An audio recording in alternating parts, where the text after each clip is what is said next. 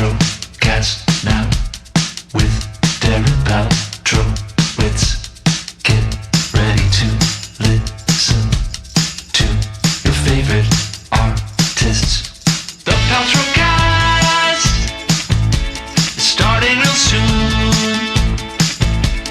New interviews, no auto-tune. The Paltrocast now. It's the Paltrocast now. It's the Paltrocast now. Paltrocast. Thank you for checking out episode number 54 of the Paltrocast with Darren Paltrowitz.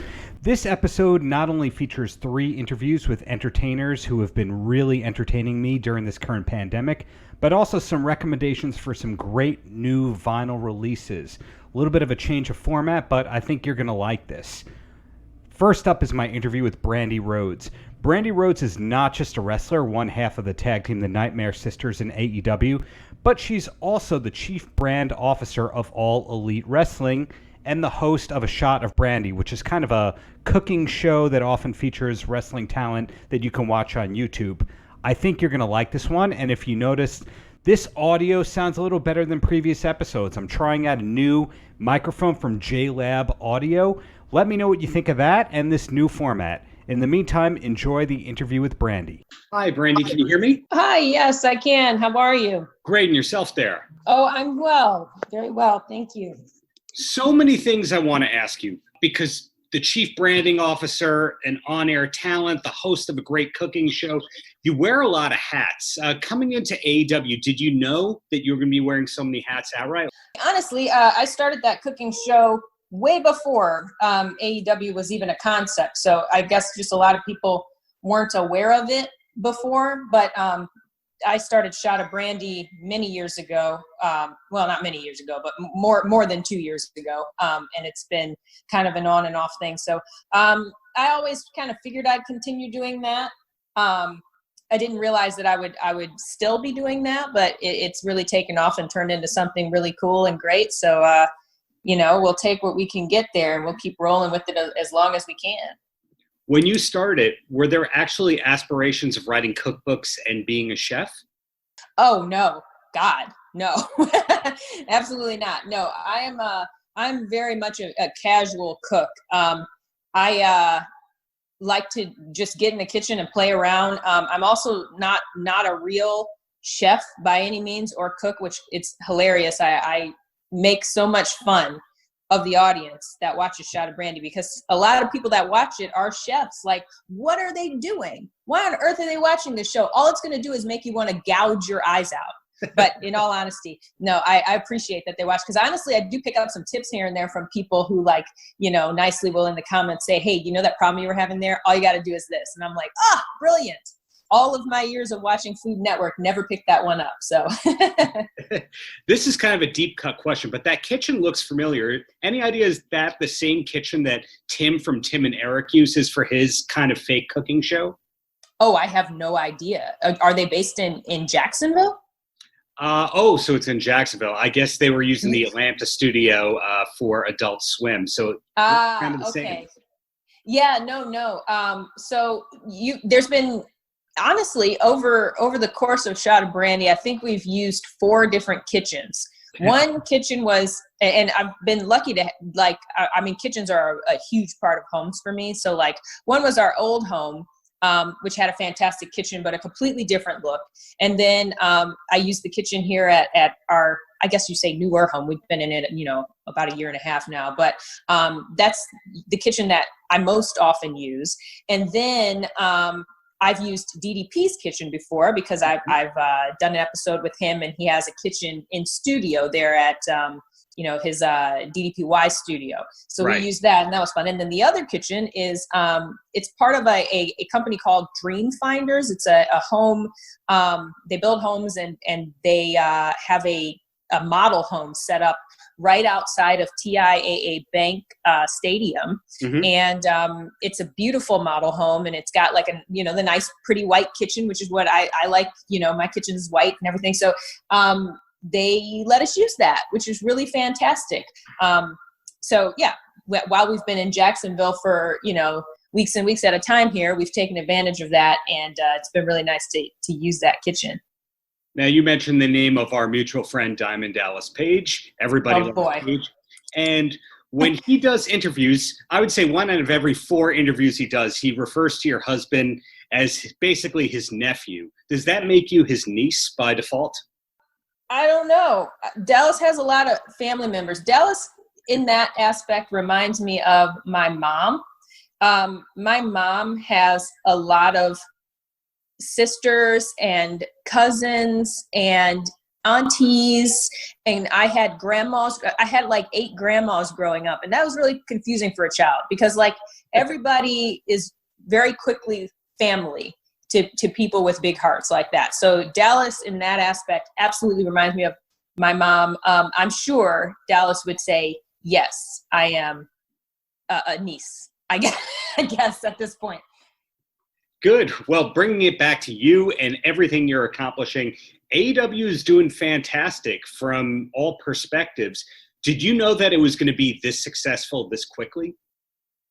I mean, I knew that we had a great team that we were all pulling together here to create AEW. And, when you have a really great team and you've got kind of the right mix of folks all together, I think that you kind of expect things to go well. Things have definitely gone much, better and faster than I expected. And that's because I'm just a very, I guess I'm very realistic in that I set goals that are pretty attainable. I don't go, too far. So that makes things like, what's happened in the past year and a half really great because, I did not think that within that first year, TNT would grant us another hour of content. I did not think that they would re-up our deal that quickly. And our merch sales have been so amazing. Like every time I hear the numbers reported weekly, I'm just kind of floored and blown away. So, I don't think, I wouldn't say I set a low expectation. I think I set very reasonable expectations and we've surpassed that. So I think maybe now's the time for me to up those a little bit, see how we do. When it comes to performing in ring, obviously there's extra layers of what you have to do and being in tip-top shape and all that. Are you that goal-oriented in terms of your in-ring performances as well? Yeah, I think I am. I think I'm really goal-oriented with all aspects of the in-ring performance. So you mentioned that, a lot of work and training and everything goes into that. For me, I think physique is a huge part of what I present when I enter the ring. And, I turned 37 last month, and I'm still kind of one of the most in shape people on the roster, which is great, because at 30, I found out the other day that, we had a girl I wrestled, her name's Kinsey Page. She told me after we had our match that today was her graduation. And I said, what college did you graduate from? And she said, no, I graduated from high school. And that really just almost sent me into, a hermit crab, hole that I was never going to come out of ever again. But no, it's just, it's a testament to, if you think something like that is important, you got to stick with it. So I have my personal trainer. I have my diets, which are really achievable diets, actually. I'm not somebody who's a crash dieter or anything like that. I have to be comfortable, and I'd never want to be hungry like that. That's the number one thing I can't stand. So, and I'm just diligent, and I just keep plugging. And I'm like that in ring too. I started in ring. My debut in ring was terrible. It was my first time on television and first time in a wrestling match. And, you can only go up from there. And I just continue to go up every time. And it really delights me to see people saying, oh my gosh, I blinked my eyes and you got better. Yeah, because you were blinking your eyes and I was working my ass off. So there you go. Yeah, you just brought up an interesting point when you were talking about all that. When you said the differences in age that are going on in AEW. I remember that when DDP had his match back in January, he was in the ring with MJF, who's in his 20s, with Andy, Blade, or is he Butcher? I don't know. Butcher. He was in the ring with Butcher, who I believe is in his late 30s, if not early 40s, et cetera, et cetera. The huge range in ages is spectacular. And AEW since day one has been really keyed in on inclusion and all that.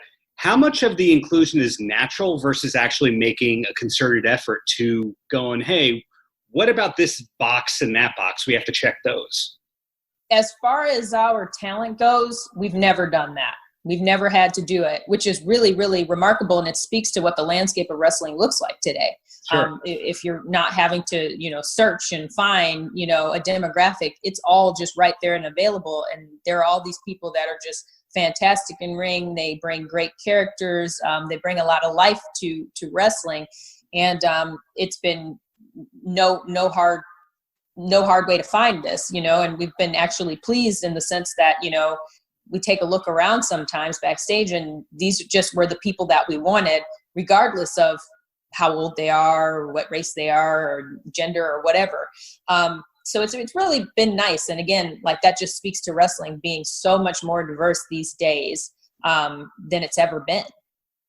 Sure. And you were talking about your in-ring career before, or at least I was. And you've got a great tag team going with the Nightmare Sisters. It's going to be interesting to see where all that goes. But you said before that you were goal-oriented in all facets of your life. And famously, your husband had a list of all the people that he wanted to wrestle while he was independent or before he calls it quits. Do you have a list along those lines? I actually don't. I don't have a list like that because I think our career trajectories are so much different. He's been wrestling for going on 12 years now, and here I am, still considered a newer wrestler. So I think for me to make a list like that, the outcome would be very different and perhaps disappointing. But I do have goals when it comes to, my in-ring work, and I've never worked as a tag team before. So this has been very interesting to me to see how this has turned out. And, obviously Allie and I, we're not the most similar, I guess. She's kind of, it may look like it's kind of dropped from my mind that she's a little bit, untrustworthy and problematic, but it hasn't. What I am focused on is winning. And she's a veteran in this field. So she's somebody that I can learn from in ring, even though we tend to, not always be on the same page with everything. We're working on that. We're going to get there. But, when I take a look back and I watch matches back with her and see different things that she did and, different ways that maybe we could have done something together or worked together, it's really cool. And I think that's growth for me as well, being able to work with somebody who is, had so much more ring time than I have and, really feels like she knows what she's doing. And still sometimes I'm able to surprise her. So that's pretty cool. And again, that to me shows that there's growth here. Now, I was on both of the Chris Jericho cruises. On the first one, you were wrestling. On this second one, I don't remember if you were in ring. Were you? Correct me if I'm wrong here. I was not on the Chris Jericho cruise, and I feel like I can talk about it a little bit more. So I had every intention on being on the Jericho cruise, and I actually had wanted to wrestle. The day before, we were supposed to fly to Miami. We fly to Miami, stay the night, and then head out on the cruise the next day. I went to the gym. I packed all of my things in my back seat from being in the gym, and then I drove about a mile from there to a different nail salon that I'd never been to before. But it looked really nice and didn't seem too busy. So I popped in to get my nails done. I came out, someone punched my window in, took everything out of my car that they could see, including my bag, which had my passport in it. So I did not skip the Jericho cruise. I was robbed. Oh, I'm my sorry. passport was part of what was robbed too. Thankfully, I had my purse, so I still had my IDs and credit cards and all that stuff. But yeah, I got ganked. Oh, man. Well, I haven't heard anyone say ganked since the first Eazy-E album, Easy Does It. So credit. See, don't do that, because then here we are with the age thing happening again, and it's going to make me go into that little hermit hole again. I'm older than you. We're all good on that end. So any idea if we're going to see you on the third Jericho cruise? I would hope so. I mean, I've got every intention on being a part of it. I love what Chris has done with that, and he's just been really good to us all in having us on board and taking care of us and making sure that everybody feels good and safe. I think that, that's just going to be a matter of when it happens next. And I'm really hopeful that I make it this time. So your build is being from Detroit, which in my opinion is the greatest music city in the world. Would you agree with that assessment? Well, so I will say this. I've lived in a lot of major cities across the world. And, I was born and raised in the Detroit metro area. And until I moved to Miami, because I thought, oh man, when I moved to Miami, like it's like a party scene and there's going to be a lot of like music, dancing, everything. All of the music is behind Detroit. Like they get everything first and then it moves elsewhere. So like when I moved to Miami, songs that I was like hearing on the radio in Detroit weren't playing in Miami. And then about a month later, they started playing there. So I was like, what? So I really do think it's one of the music capitals for sure. And do you ever get back there, or is that just all in the rearview mirror? Oh, no, my whole family lives in Michigan. So I go there as often as I can. Before the current situation, I had just gone there multiple times because my brother had a baby. And so I went, to see the baby, and then found out my best friend who still lives there was pregnant. So then I went there to be with her, and then I was there for Thanksgiving, and then I was there for her baby being born. Thankfully, all of that happened before everything kind of got shut down, because I was able to be there for all those moments. Going back to the whole AEW success thing, I love that your title is Chief Brand Officer. Did you come up with that? No, that's a common title these days. It's a newer title. Different companies have been still different ways as to utilize, the chief brand officer. But my favorite thing about this is I've said at length so many times what a chief brand, at least an AEW chief brand officer, what I do, and people still have no clue. They still have no idea. They're giving me different jobs. It's funny, but I really kind of am a jack of many trades in that, the folks that we're on the phone with right now, the PR gang, they all work with me, and, we work to get these interviews scheduled and approved and all of that good stuff. And then, we're doing everything from press releases to writing up copy for a website, different pieces of the website, and just really working on everything in that realm, including every aspect of media, when we do kind of the media tours and we do the post-show media scrums, things like that. That's all my crew.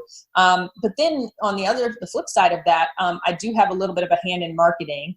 Dana Massey is the chief marketing officer, but we work together on a lot of stuff. Just making sure that everything is kind of to code and approved, the right ways, and they're using, logos correctly and all of that good stuff. So there's just, there's a big crew that does a lot of stuff.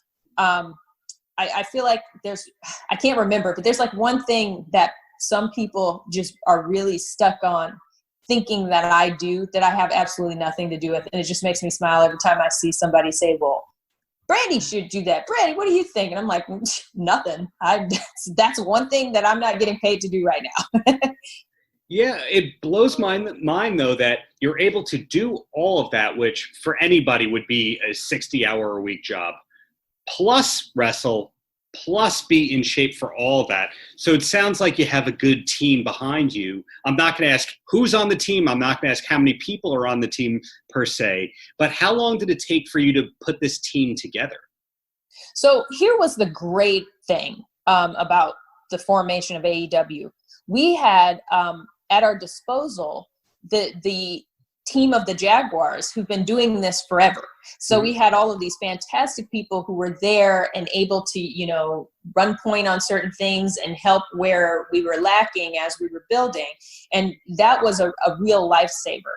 And we've actually absorbed some of those people. They've come from the Jags to us now. So it's really worked out really nicely because they were doing this stuff and then they realized, oh, I really like doing that and I really like wrestling and I think I want to go this direction. So that was really cool. But I feel like as far as people who make my life a whole lot easier on the regular. People who don't get credit for it as often as they should. Leva Bates actually works directly under me. She is my CBO coordinator. She handles pretty much everything that I feel like I'm not going to get a chance to get to. And she really does take the ball and kind of just run with it. I feel like sometimes, I feel like there've been enough times that I've had to say, hey, Leva, just do it and mess it up. And let me tell you, you did it wrong. Just do it. Don't worry about it. Like, I trust you, just do it. And so now she's like to the point where she'll just, take the ball. But there's still some times where she'll send me a message and say, I really just wasn't sure what to do here. I'm sorry. I'm like, okay, that's fine. But yeah, Leva's a huge lifesaver. And then someone you probably know well, Mandy O'Donnell, who's head of PR for us here. She really does an excellent job just keeping me informed, making sure that I'm not missing anything, which, as you mentioned, my life has a lot of work hours to it. So absolutely things would slip through the cracks if it weren't for those two people constantly being able to be there. And, every once in a while, I think I'm done for the day and I'm hang up the phone, and then I get a message that says, hey, are you getting on this call? And I'm like, oh man, yep, I'll be right there. Are you fortunate in that you're able to do a lot of emails and calls while exercising, while doing cardio? Oh, I did a whole call yesterday doing cardio. I had the phone hooked up to my speaker in my gym and was doing legit Tabata runs at 8.2 on the treadmill, and then was answering in between the 10-second stops that I was having. Definitely out of breath. So I'm sure people were like, what on earth is she trying to get into over there? But I think people realize we're all moving constantly. I mean, Tony Khan, I've never heard of him sleeping. I don't think he ever sleeps. He's constantly on a plane or in London or here or, who knows where. And he's, up at all hours watching Fulham games, and just, he's so busy.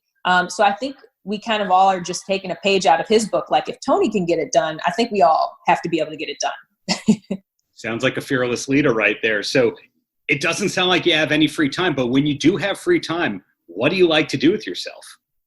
Oh man. So I do have free time, and I work in a different way than most. So when I was in high school, college, the term papers were done in one night. They had to be, because I can't wrap my head around it for more than one setting. So I would literally sit down and write 20, 25 pages in one night, check it, spell check it, reread all of that stuff, and just get it done. And usually would do quite well on paper. So I figured, that's just my way of doing things.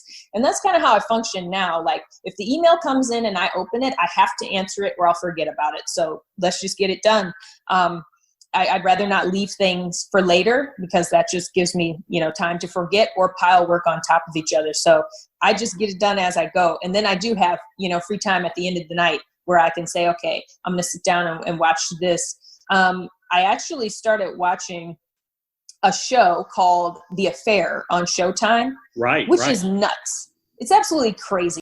That show's nuts. And I keep watching it and I keep complaining about how nuts it is, but I'm just from season to season, I have no idea what happened. How many years went by and what are we doing? But it's been kind of my constant that I was okay, I'm going to get through this one. But then I read a lot, and a lot of my summer reading is just, whatever. I'll look online at what's the recommended reads for 2020, and then I'll order a bunch of them on Amazon and just roll through them. Right now, I think I'm reading The Gifted School. I don't know who that's by, but it's definitely called The Gifted School. So if anybody's interested in looking up, it's good so far. Well, you are definitely inspiring people to up their game, to say the very least, in terms of everything you're getting done. So 2 quick questions, and then you're done. And the first one is, this might take a little thinking right here. Before the quarantine, the pandemic, what was the last concert that you went to? Weezer, actually. I went to Weezer at Daly's Place, which is crazy, but it was great. It was fantastic. That's an awesome venue for concerts because the acoustics, the sound's amazing in there. Longtime Weezer fan, or just you could get all access and you went? No, I'm a big Weezer fan. I think I have everything of theirs on vinyl. Wow. I don't think I'm missing anything. I might be missing maybe one, but I'll probably now I'm going to look into it and get it. I didn't think you were a Pinkerton fan, but I guess I know you are now. Yeah, I have Pinkerton. It's awesome. Yeah, no, Weezer was some of the first vinyl that I got. Cool. So the closer, Brandy, any last words for the kids? Yeah, everybody just continue to take care of each other in this time, and be safe and be respectful of each other, and watch Dynamite Wednesday night, 8 p.m. It's going to be crazy. And this week Dynamite it is a good one, especially if you love women's wrestling. We've got Ivelisse and Diamante, which has never been on the show before, which is fantastic. And there may be some information coming that people might be interested in. That's all I'm going to say. I'm hooked. You got me. I'm watching Dark. I'm watching it all. So thank you so much for your time, Brandy. Keep up the great work you're doing on all ends. Thank you so much. Paltrocast. Next up is my interview with Dawkins singer Don Dawkin. Don and I spoke about the new Dawkin release called The Lost Songs 1978 to 1981. But before we get there, I want to give some other new music recommendations, and most of these are actually reissues. For example, the soundtrack to Don't Tell Mom the Babysitter's Dead, the cult classic early 90s movie that was always on HBO, that one is now out on vinyl. I think they're also rebooting that movie, but don't quote me on that one. Another cool one, Willy Nile is one of the most unsung heroes of the power pop genre. Well, anyway, Willy Nile has a tribute album out called Uncovered, ironically titled there. His songs being reinterpreted by the likes of Nils Lofgren from Springsteen's band, Graham Parker, Richard Barone, Elliot Murphy, Iridescence. Speaking of legacy artists, Paul Kelly, who's pretty much like the Australian Bob Dylan, one of the biggest artists in the history of Australia. He has a new collaboration album out with Paul Grabowski. Paul is an award-winning jazz pianist, so it's kind of a different direction than what you'd normally be hearing from Paul. Cheap Trick, one of my favorite bands of all time, for Record Store Day, Sony has an archival live release out called Out to Get You, Live 1977, and that one features a great live show from the band at the Whiskey A Go-Go in Los Angeles from 1977. Speaking of legendary artists with great concert albums, Neil Diamond is kind of known for a live album series called Hot August Night. He did 5 of those albums, and now all 5 of them are out on standard black vinyl and also through limited edition colored vinyl, thanks to the great folks at Universal Music. Some of those titles have never come out on vinyl before. Another cool Record Store Day release is the Wipers album, Is This Real?, a 40th anniversary edition, and it comes with an autographed concert poster signed by the singer Greg Sage. Also has a bonus 45 in there with 4 songs from the original 4-track sessions for the album. That same label, Jackpot Records, has also put out the soundtrack to David Lynch's 1984 cult film Dune. It is composed by Toto, yes, that Toto, and Brian Eno, and these recordings are sourced from the original master tapes. I think that one is limited to 2,000 copies. An album that was not previously on my radar, but is definitely on the radar of most Canadians, is Trooper's album, Hotshots. It is a 6-time platinum certified album, 12 certified hit songs on that one. So this is a great discovery 40-ish years later that I'm glad I finally got to catch up to. Pick number 9 of 10 is the Portraits LP, related to Peanuts, the great classic never going out of style cartoon helmed by Charles Schultz, which gave the world Snoopy and Charlie Brown and all that. This is the first time the Peanuts Portraits has ever been on vinyl. It's a bunch of the musical cues that you've definitely grown familiar with over the years that Vince Guaraldi and team made happen. Also great from Peanuts, there's a limited edition picture disc of Peanuts' greatest hits that came out last year. Last, but definitely not least, do you like Britney Spears? Well, a few of her classic titles have come out on vinyl and cassette thanks to the Sony folks. That includes Baby One More Time, all the remixes and all that, and the self-titled sort of Britney album.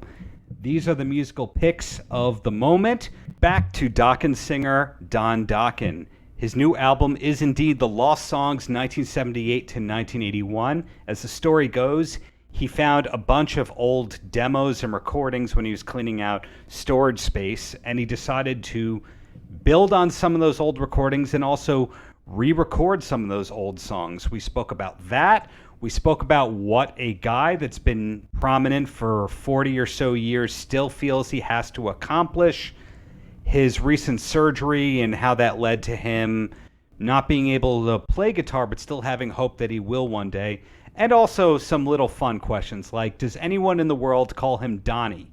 We answered that one late in the interview. I think this is a new side of Don Dawkin for a lot of you, and I think you're going to enjoy it. Hi, Don. It's Darren for your interview. Still a good time? Yeah, man, we're good. Great. Am I getting you from New Mexico at the moment? Yeah, you're my last interview. I'm just sitting out the patio waiting for it to start pouring down rain. Any excitement about baseball starting, or is that off your radar? I thought it wasn't going to start. Oh, no. Major League Baseball started yesterday. It's very interesting to see who in heavy metal and hard rock loves baseball and who just hates sports. You never know. Well, I'm really not into basketball. The only time I watch football is the Super Bowl. And, but, I was raised, in LA, so I was a Dodgers fan and Angels, that's where I'm raised, Have they ever had you sing the national anthem at a baseball game or something? Yes, I have. One of the most stressful things I ever did. I'm serious. My band was more stressed than I was. I was reading the lyrics in the car in the limo on the way there, and they're like, "Man, you're gonna blow this," and I'm like, "I hope not." When I was reading the lyrics right before I went out in the field, and there's tens of thousands of people. I'm like, "Oh man, this is pressure." Well, you're still here today, decades later, and of course we were set up to talk about the lost songs. How long was it from finding those masters in your storage locker to actually having it out? God, I thought I'd put these, tapes on the reel and just, transfer them to a hard drive and, do some fixes and maybe put a real drum track. A couple of songs had a drum machine because there were demos, and I thought I'd knock it out, but it took about 4 months just to finish it because I'm picky. I wanted, some of the songs sounded old and they sounded dull and they sounded, no life. And I wanted to put some high end and some punch and try to bring out the bass and bring out the guitar and, and I just ended up just working my ass off trying to make them, more modern. And then my guitar player, John Levin, said, "I think you went too far. They sound too good for being 70s. And I go, "Really?" He goes, "Yeah, you mixed them too good. They sound like a couple songs sound like now." And I said, "Okay." So I actually went in and kind of unmixed them a little bit. Well, I don't know if everybody realizes that you do have producer credits outside of Dokken, that you did albums by XYZ and Great White and all that. Have you written for other artists, or you just produced and sang backing vocals? I wrote part of the song "Down on Your Knees" by Great White. XYZ, I did most of the backing vocals because, they were from France and they weren't used to doing backing vocals. So I just said, let's, run a budget. So I knocked out most of the backing vocals on XYZ.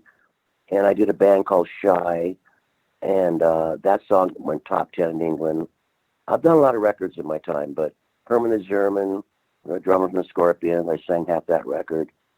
But as far as writing, I try to leave that to the artist. It's their music, Right. So when you were going through your archives and you found all these unreleased tracks, how many did you find? Did you find dozens and you had to pare this down to 12 or so songs, or was it really just everything? I found about six songs and 7, and a couple of them wouldn't play. The tape was too far gone. They're just the tape, analog. People don't understand analog tape. You let that thing sit for 35 years, the tape just kind of unravels and decomposes. So I took the songs that were salvageable, and that's what ended up on this record. Do you have years and years of unreleased songs that we might eventually hear one day? Nope, nothing, zero. I thought we had used every song in Dawkin, from the 80s. Because, when you make a record, you don't just write 10 songs. You write 15, and you pick the 10 or 11 best. Tooth and Nail, Lock and Key, Back the Attack, all those albums had extra songs. But eventually those songs came out. But these songs, all these songs from 1970 to 1981, these are all songs that I wrote before the days of what we call the George Lynch, Jeff Pilson, Mick Brown days. This is all pre the original lineup. This is when I was a solo artist by myself, so even one of the singles, Hard Rock Woman, my very first single I ever made, I didn't have a band. So I had Rusty Allen, the bass player Robin Trower, and Bill Lord, the drummer for Robin Trower. They came in and did the rhythm tracks. I didn't have a band. Well, there's great footage of you online performing The Little Red Book by Burt Bacharach and Hal David. Is that a cover you ever recorded? Only that live performance in Germany.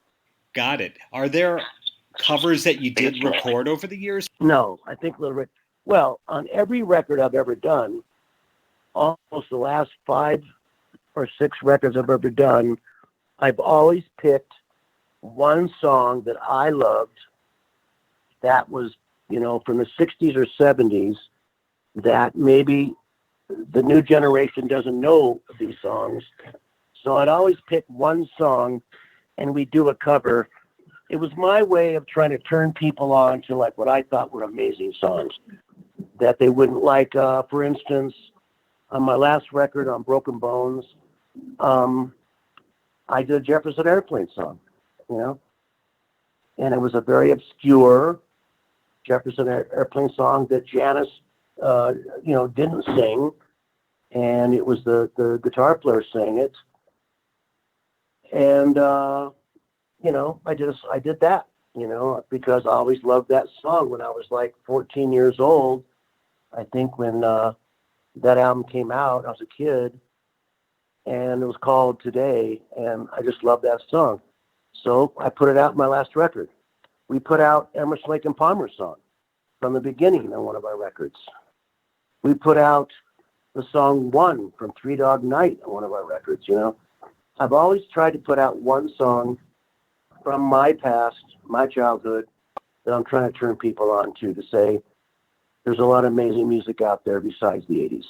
That fandom, of course, has gone to future generations, and we keep learning more and more people were inspired by Dawkin over the years, and it looks like Billy Corgan was one of them. I know that he licensed Into the Fire for his wrestling company last year. Was that something that you were excited about? Yeah, I was just like, you're playing it, pretty amazing, I just don't know, who likes what and who doesn't. And, I just make the music and put it out there. And yeah, when I heard about it, I was like, wow, that's really freaking cool.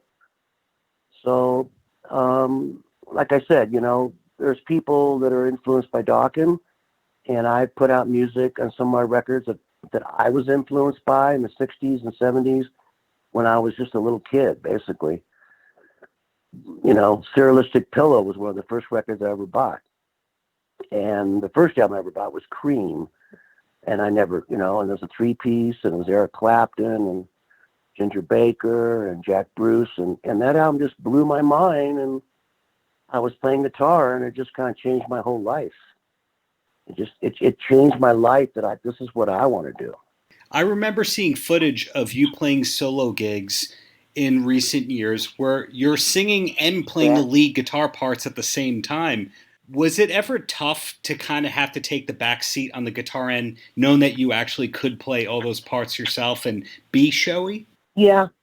The original Dawkin lineup, when I went to Germany in 79, were a 3-piece. It was Juan Crucier, who went on to Rat, on bass and vocals, me on lead guitar and vocals, Frank Peck on drums. And we went to Germany as a 3-piece, and I was used to playing guitar and lead vocals. It wasn't a stretch for me. I really didn't see myself as a singer. I saw myself more as a guitar player, And so, when Lynch came in the band, our first tour with Boister Cove, I was still playing guitar. It was George was playing and I was playing. But then the record company asked me to put the guitar down and just be a front man. And I was like, it's kind of like asking somebody not to have sex anymore, That's a unique way of looking at it. Did you write any of the Dawkin catalog on piano over the years, or was everything guitar-based for your composition? No, all the songs that I wrote, on guitar were written on guitar. And, Jeff's a very multi-talented guy. He plays bass, he plays guitar, he plays piano, he's a great singer. So he wrote a couple piano ideas that we turned into songs, but all the Dawkin songs, there was always this thing like, we were like a Van Halen, like Eddie Van Halen's a good player, he writes the music. I wrote a lot of the music. In My Dreams, Alone Again. God, there's a lot of songs I wrote, on guitar. But people seem to think that I was just a singer and George was a guitar player, but that wasn't the case. I was the guitar player. So I wrote a lot of the hits, and I'm happy about that. And George wrote some great songs, too. Right. So you are establishing that Dawkin was a band before the lineup with George, Jeff, and Mick was there, to say the least. Are there a lot of archival live recordings? Are there live shows from 81, 82, and 83 that you could eventually put out? Yes, but we're not going to. Is that more of a sound quality thing, or you prefer not to soil the reputation? No, actually, on YouTube, there's a live recording of us in Milwaukee in 1981, I think. And I'm playing guitar and George is playing guitar. And we're actually doing dual solos, like harmony solos together. And that was recorded in Milwaukee, and the sound quality is pretty damn good, And then we had an album out called, we've done so many records. There was a record called something like From the Beginning or something like that. And there was a lot of live recordings of us in the early days. And they sounded great, but I don't have any desire to put out, live recordings. We did 2 live albums in Japan. I don't want to regurgitate all this stuff. I look forward. I don't look backward. I don't want to look backwards. There's no point in it. I want to move forward, write new songs and new music. And I don't see the point in putting out, live recordings of us 35 years ago. What's the point? So looking ahead with everything, being a band that's played arenas and amphitheaters and all that for close to 40 years now, is there anything that you haven't accomplished that you're still hoping to as a musician? Well, just want to be healthy, get healthy. I mean, everybody knows that, I had surgery 7 months ago and it didn't go well. And, right now, my only wish is that my right hand and arm that's paralyzed will come back someday, because the biggest bummer is I can't play guitar anymore. So, but then I say, well, I played guitar for 50 years, so I can't play anymore. I had 50 years to play guitar. But I'm hoping that my hand will come back and my arm. That's what I want to accomplish, to play guitar again. And as far as, what I want to accomplish in life is what everybody wants in life. Peace, happiness, live a good life, I live up in New Mexico now on 13 acres of forest and middle of nowhere, and got our 4 big ass dogs, and, I'm happy. I don't see I need much anymore. I already went through my Rolls Royce Ferrari phase in the 80s. I don't really care about stuff like that anymore. Really refreshing to hear all that. Can I ask you 3 quick questions, and then you're a free man from doing press today? Yeah, I'm done. Yeah, you're my last guy. Yeah. Okay, first question. One of my favorite things that you ever did was the Hearing Aid compilation song, Stars. Was that a positive experience for you to be part of? Yeah, that was wonderful. Because, we had toured with Dio. Dawkin and Dio did a tour together. So, Ronnie and I became very good friends on that tour. I didn't think that I had anything in common with Ronnie, but it turned out on the tour we had a lot in common. Sports.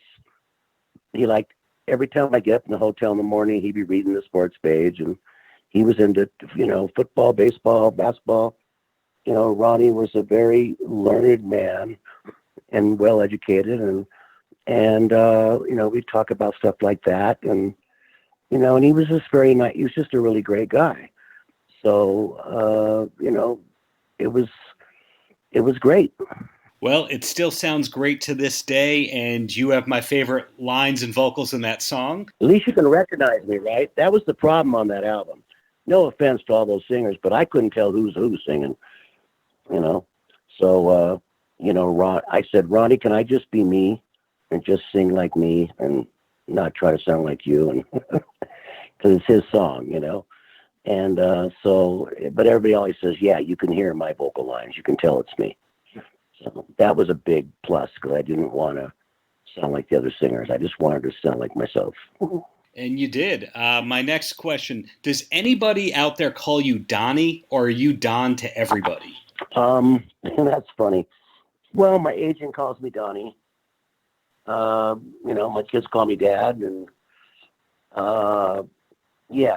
most people call me Don. Some people call me Donnie. I don't know why. Most of the people that call me Donnie probably don't know me that well. A lot of my musician friends all call me Double D. They don't call me Donnie or Donnie. They say, hey, Double D, what's up? They all call me Double D. Well then, Double D, my last question for you is, any last words for the kids? Listen to music. I mean, it's from whatever's going on in your life. And I was raised in foster homes, and my escape was music from the things that weren't going so well when I was a kid. And music saved my life. And it can save anybody's life, I think music to me is a very healing thing. It heals you, so that's my advice to the new kids out there and new generation of music lovers. Just remember that it's not just music. It's healing. It's good for your soul. Well said. When this all ends, I hope to see you live in New York. Thank you for the many years of great music, Don. Thanks, boss. Stay safe, man. You too. Take care now, and hope to see you playing guitar in the very near future. I am really, that is my total goal right now is for my hand to come back. And they said maybe a year and a half. And so I'm just counting the days till I get my fingers moving. Paltrocast. Last but definitely not least is my interview with Kris Siddiqi and Nigel Downer of the show Playas. Playas is on CBC Gems, produced for Canada, but it's now also streaming through Amazon Prime in the US. Simply put, Playas is one of the funniest shows that I've discovered this year. I watched all the episodes in about 2 days, and that's something that I pointed out to Kris and Nigel during the chat. But one of the most flattering things possible that you hear during the chat is they were aware of my work as well. The last episode of this podcast had an interview with Sinbad, and Nigel referenced that one within the chat. So not only are they among my favorite actors at the moment, but among my favorite people as well. I really do hope to do a part 2 with Kris and Nigel, and I really do hope that there is a second season of Playas. Really one of my favorite shows of this year, and it will be a crime to comedy if it's not picked up for another season. Enjoy. I'm one of those people who watched Playas in like 2 days, 2 sittings, basically. Oh. Absolutely loved the show. How long was it from like coming up with the idea of it to actually having it on the air? Years. Oh, Maybe 4 or maybe 5 years. Yeah, I think it's around that for sure, dude. I think in the 4.5, 5 year mark for sure.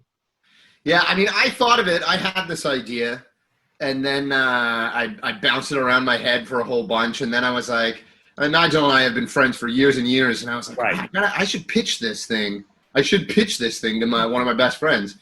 But it was just an idea I had. So from then, I remember us just getting a coffee, and I'm like, yo, man, I have this idea. What about this idea? Check this idea.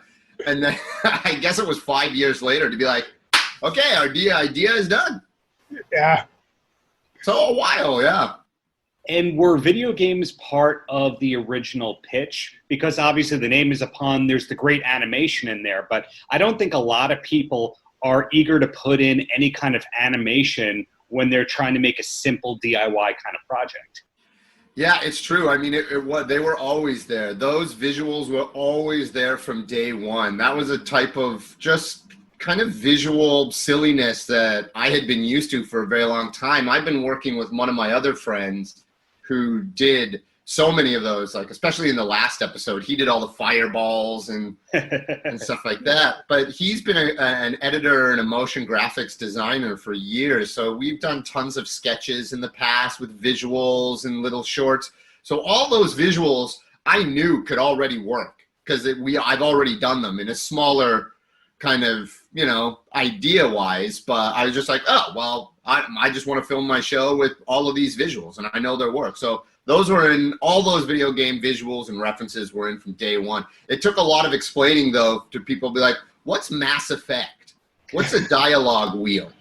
So okay, hold on, let me do this. But yeah, we always had to use like 2 or 3 examples to just explain one like visual effect. Like we always had to try and dig deep and be like, okay, if people know Mass Effect, or if they don't know Mass Effect, what's the next thing? Okay, so how do we do an alert?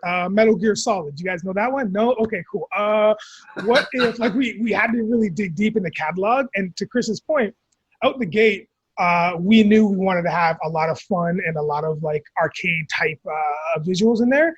And then Kris and I, our relationship is built on video game music. Like it's built on like original soundtracks.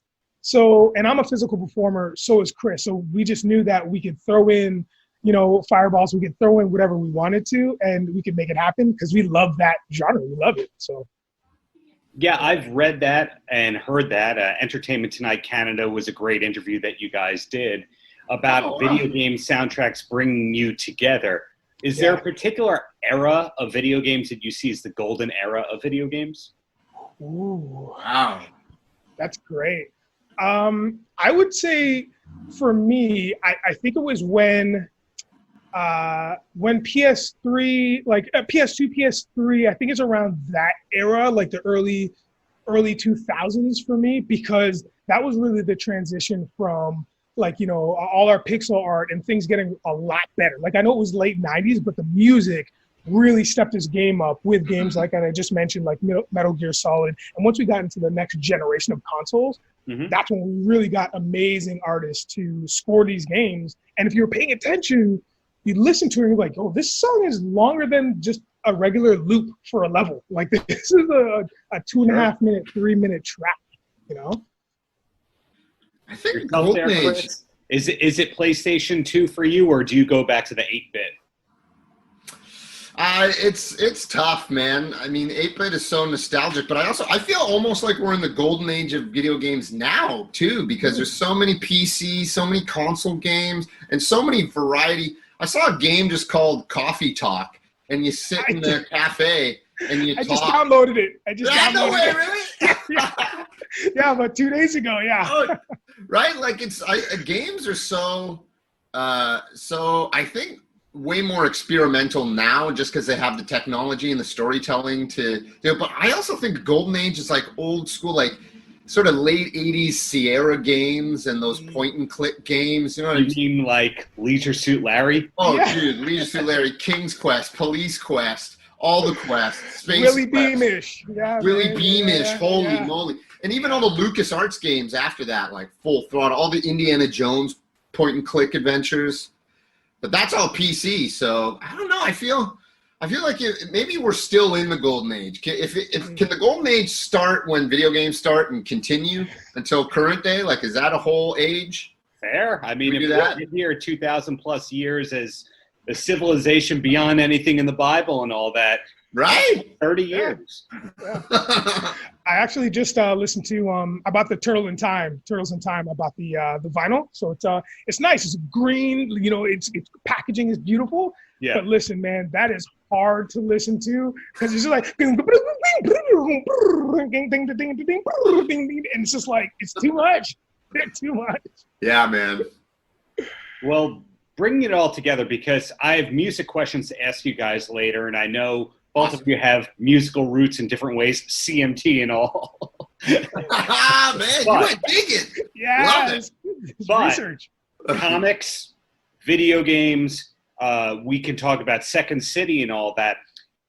There's an episode where Mark is wearing a Ted DiBiase $1 Million Man shirt. Was wrestling also part of the vernacular as well? I mean, not for me. Maybe the old 80s stuff like Junkyard Dog and Macho Man Randy Savage, but that's all our friend Mark, actually. Mark is a dear friend of ours. Oh, there's a JYD figure that Nigel just got him on hand right here. Ready. Well, Mark is a dear friend of ours that we wanted to put in the show, and that was just his choice. I think he actually brought that shirt to be like, can I wear this? And our wardrobe, Vanessa, was just like, yeah, wear it. It looks great too, eh? I'll say so. And are most of the people on the show your friends rather than people that were casted? Yeah, pretty much. I feel like there's maybe one or two people that we had maybe saw in the audition room during our career as actors, as performers. But for the most part, everybody we already knew. So it just made for such a great time on set. We knew their repertoire, they knew ours, we knew their cadences. So for the most part, yeah, I mean, I would say like 95% of the people that we acted across were already friends of ours. So something that came up a little bit ago from both you and from me is that you met in Second City. One of you was the understudy for the other, and that is not the first time in history. Stephen Colbert and Steve Carell, I'm not sure who was the understudy for who in Second City, but that stuff kind of happens. That is where you two met, though?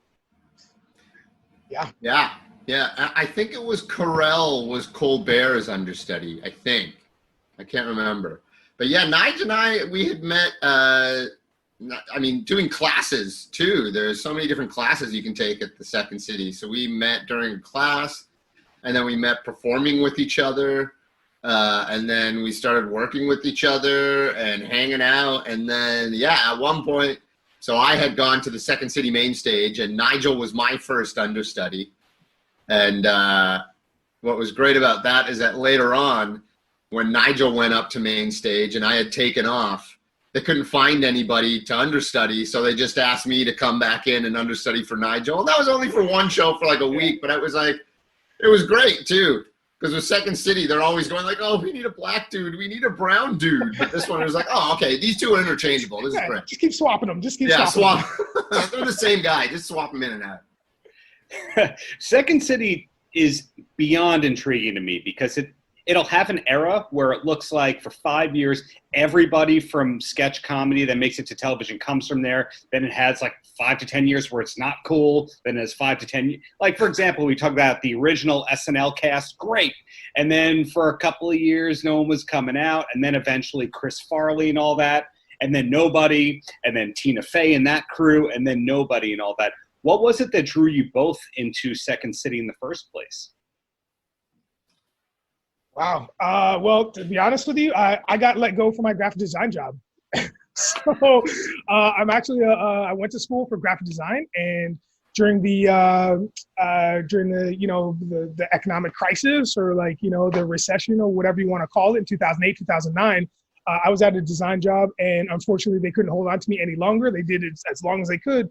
But in the background, I was always doing Second City classes. I was taking like level A, and I fell in love with it right away. And then I just took all the levels.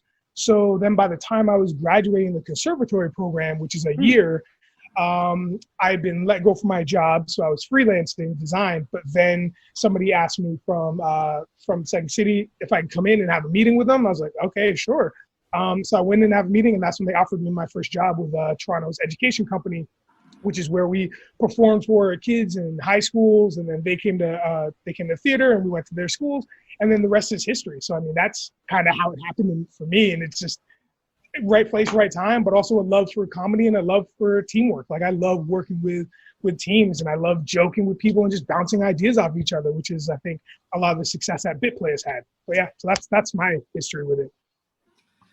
Yeah, mine was, I'd always performed, well, not really, right? When you come from a Pakistani family, your dad's always like, you must be a lawyer or a doctor. So my dreams of performance were kind of looked down upon in my family. But I also had 3 other sisters who my parents could pour their idiosyncrasies onto. So I just kept performing. And then I did it a bunch in high school and messed around. And then after that, I was like, I tried out for theater school, but is a bit too much for me, I think. It took itself very seriously. Yeah.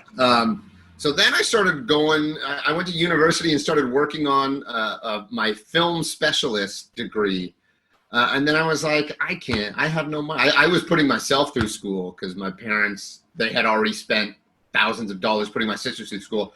And I was like, I can't finish this. This is so much time. So I had just known that so many of my friends were like, hey, Second City has classes. Second City. So at that time I was also working full time. And then I was like, oh, you know what? Let's sign up for these classes. I've loved performing. Comedy and sketch had always seemed like my bag anyway. I grew up watching SNL and Monty Python and Mr. Show and all Kids in the Hall. So I was like, I love sketch. And improv I was so scared of doing stand-up. But I was like, improv is so group oriented. I really navigated towards that, or what's the word when you go toward you gravitate, not navigate. You gravitate toward. They both work. Yeah, something like that. You guys know what I'm saying. But and so from there, it was just like, okay, I'm just working at a record store and doing comedy classes at night, and then it just kept rolling into just like Nigel. Hey, do you want to do this? Do you want to be part of this? Do you want to perform in this? And then you realize, oh, I can now make a living off this thing. Well, that's going to lead to my next question, which is intended to actually inspire people. You guys like me, you do a few things to make a living. You pair it all together and you're like, okay, this is a pretty good living, but it wasn't always that secure. And of course, as an entertainer, you never quite feel like, okay, I'm set for life, because there's always even if I made a bunch of money here, what's the next gig? What's the next thing I'm doing? He has a production deal. He has a better production deal. Yeah. I'm curious when both of you felt secure, like, well, this is going to be my path and I don't have to go back to temping. Oh. I think for me it was when I realized I could perform at night and then teach. I think Nigel and I, falling into the world of improv, we realized that we could perform constantly and get really good, but then at the same time teach. We could teach on the weekend to kids or in the evening to adults, and you get yourself a few classes spread throughout the week at different theater. We also have a bunch of theaters here in Toronto that we could go out and teach there as well. So you kind of line yourself up and go like, okay, I can pay my bills. I guess the first time was like in my late 20s. I'm now in my 40s, my early 40s, but in my late 20s, I was like, okay, this is all I have to do. I just have to work here, do these shows, teach these classes, and then I can pay these bills. Yeah, but then that quickly vanished because you lose that job and you get this. I mean, you know what it is. You're only as good as your last gig, right? Yeah, it's a lot of piecemeal, right? It's a lot of, like, to Chris's point, trying to find out how things can line up. And so for me, luckily I do have that design degree, so I can always bounce to freelance graphic design if I need to. So I always kind of have that. So, designing posters or comic book covers or album covers, whatever the thing is. So when I was freelance designing, I was still, I'd do that during the day, 9 to 5-ish, if you will. And then I would just like book it over to a show for a Friday, Saturday night or whatever and make it work.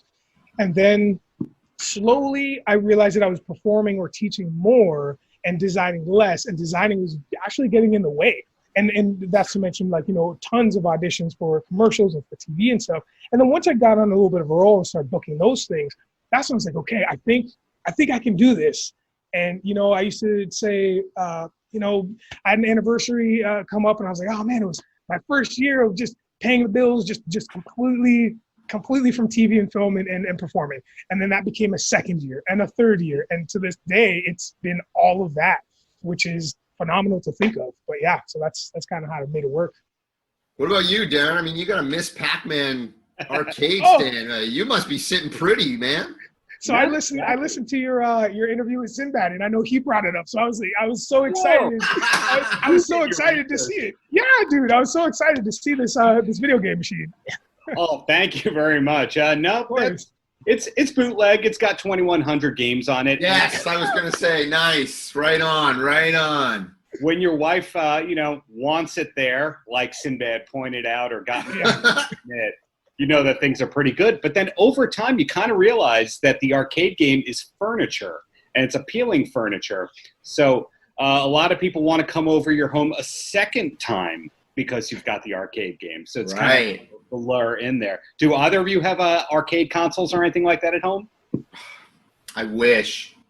Yeah, I just have all of the consoles. I don't have and it's ridiculous, man. Like literally, so when Spider-Man came out 2 years ago, I bought a PS4 refurbished. I have money, but not that much, and I bought it just for the one game, because I needed to have it. And now I just have this ridiculous catalog of games. Kris Nile game, man, on average probably 4 times a week together.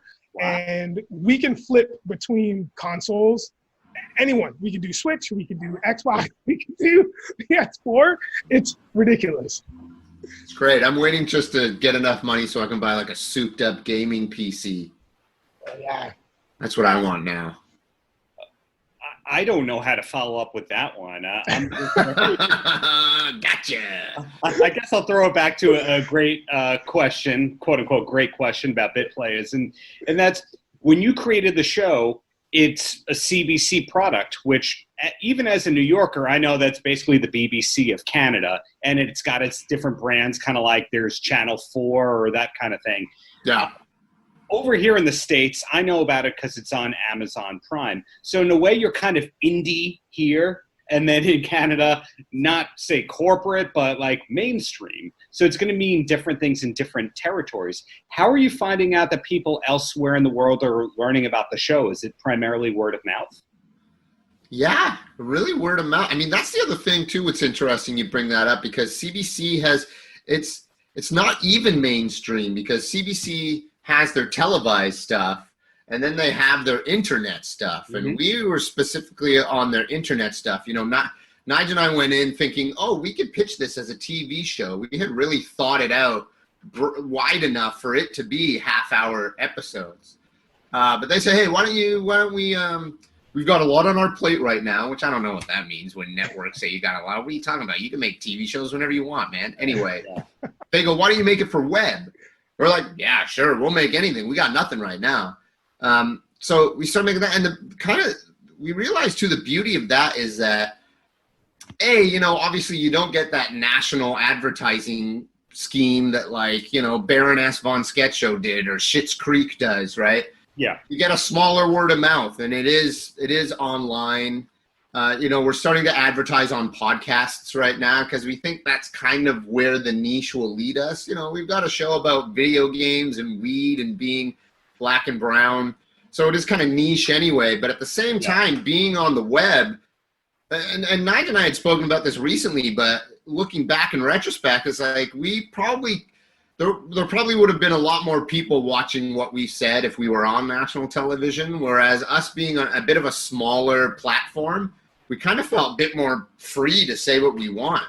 So word of mouth definitely is the big thing. It's word of mouth, it's Twitter, it's Facebook, it's trying to share clips, because so much of our show has little like bite-sized visual bits that we can just splash them here and there. So it's been a lot of that. And again, it's great to see it out there. If there's one upside to the pandemic and the quarantine, it's that my wife and I got to see a lot of TV shows that we didn't really know. So you guys were a discovery. Letterkenny, I didn't know about that. Oh, yeah. It looks like, to me, Canada's just got this incredible TV and comedy scene hybrid that's going on that doesn't reach American audiences. Was there any concern on your end when you were launching the show about the American market, or is it just more like, this is for Canada, and if it gets out, that's great?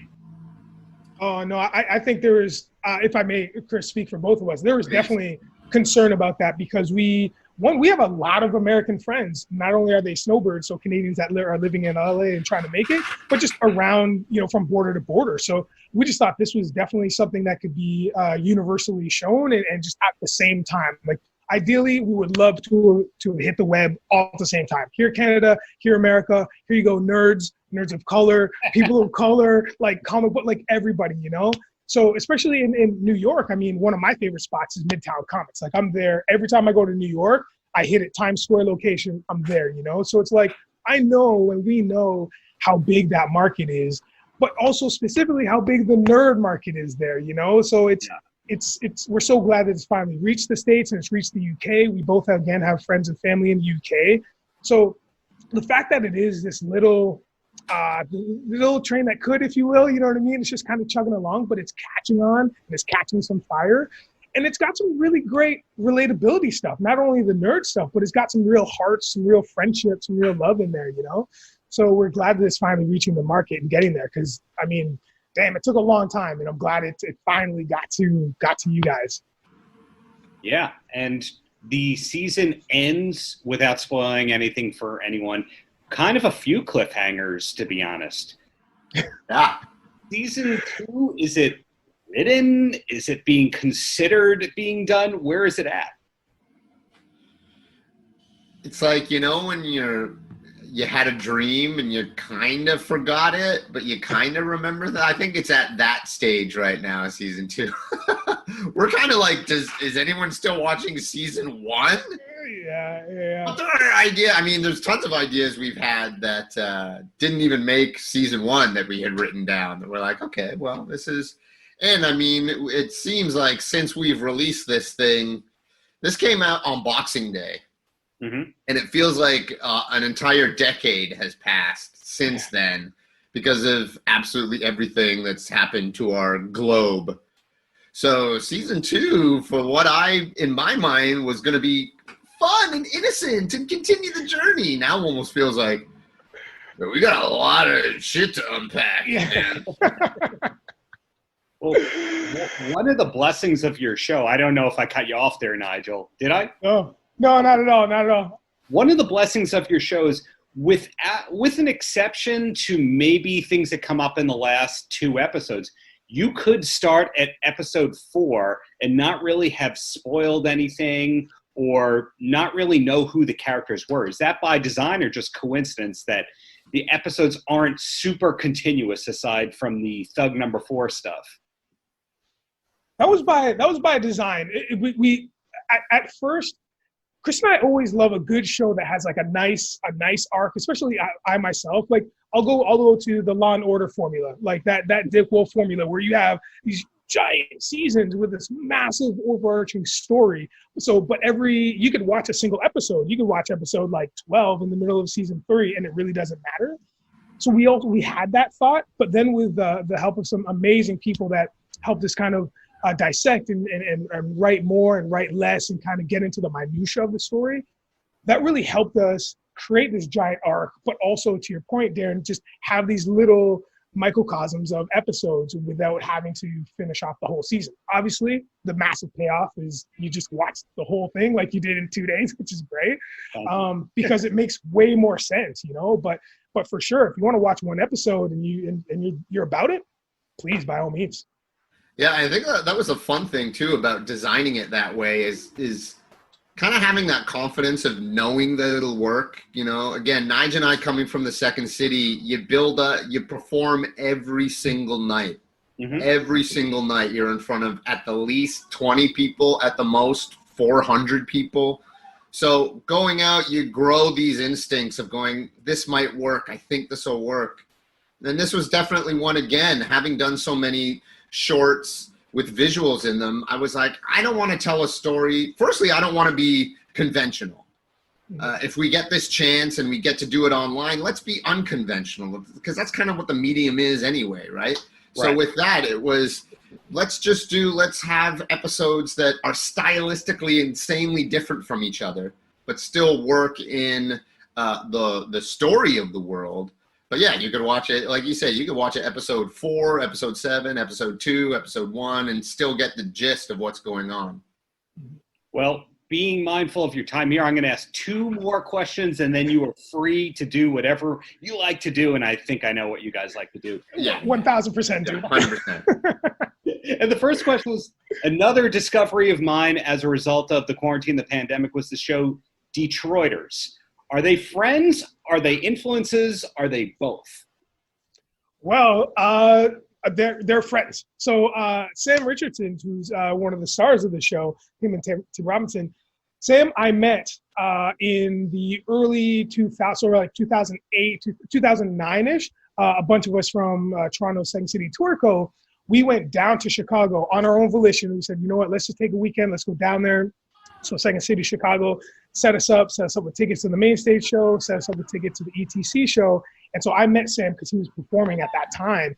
And that guy was such a massive inspiration to meet him and just to watch him perform. So, I mean, that within itself was like, oh my God, I know this guy. And we've kept in touch off and on since our meeting. And then, you know, fast forward to when Detroiters came out, and I just could not watch it fast enough. Like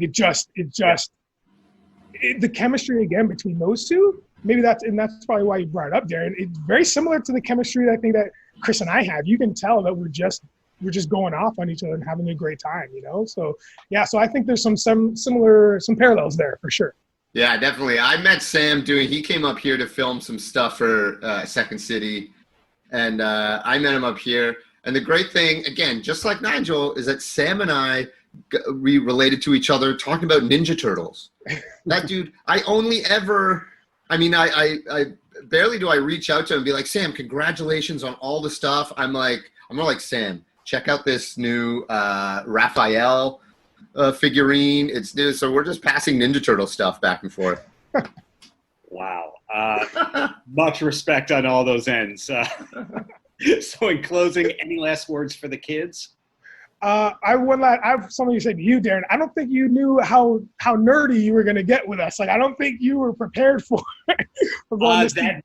That JYD figure just appearing out of nowhere. Yes. Is one of the top 5 interview moments I think I've ever had in doing thousands of interviews. So thank you very much. Oh, you're very nice. welcome. That's bless.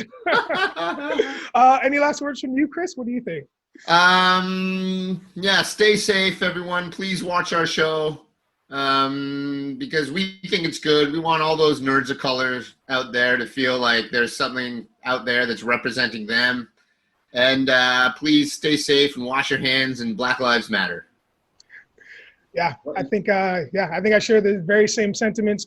Read some comic books, not only the capes and cows, which I always say, but read some independent stuff. There's some amazing books or graphic novels, whatever you want to get into. There's some gorgeous work out there, and also by authors of color. So please, and in different voices, the LGBTQ community. So please read some of those books. And again, you know, wash your hands, stay safe, Black Lives Matter. And we appreciate all y'all.